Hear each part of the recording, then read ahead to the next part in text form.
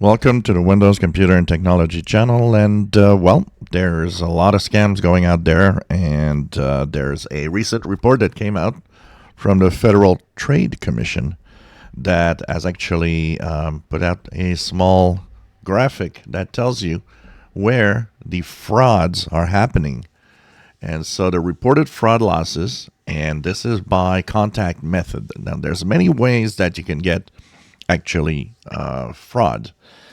The most popular place where people have lost the most is social media, Facebook, Twitter, et cetera, with all sorts of ways that scammers are trying to lure you into thinking, like, oh, is this a picture of you? You click a link and you got bitten by malware or ransomware, or there's a lot of that going on.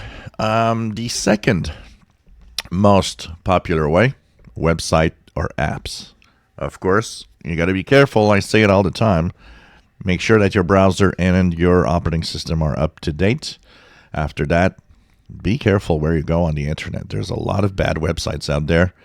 So, searching for those free movies and for some free music and so on, it's maybe not the best thing in the world because it's going to cost you more than maybe the movie you are actually looking for. Third place, phone calls. Of course, a lot of that going on. I actually had one this morning, which was an automated call that said that my credit card was actually charged $1,300 by an international, provider or something, and it's like there's an international transaction. Well, don't fall for those. They don't happen in general. They're trying to scare you, and anything that has money in it scares you. It's normal because the fact that you could be losing money is something that for all of us is a problem. We're always scared of that. So, of course, what do? You don't actually answer that scam call. You just hang up and you just go and check your credit card statement instead. You go online, check your credit card, and you'll see that there's no charge. So, that's a lot of that is going on of all sorts. I got a family member that actually got scammed out of thousands of dollars from somebody pretending to be their cable provider, which was not the case. And then we've got email at 0.9 billion. We got text messaging at 0.6, and I suspect this is going to actually grow. Online ad or pop-up 0.4, and mail 0.2. So mail, the traditional mail, is not really still has, it's $200 million still, but it's not the dominant one today. So be careful because it's really, really bad.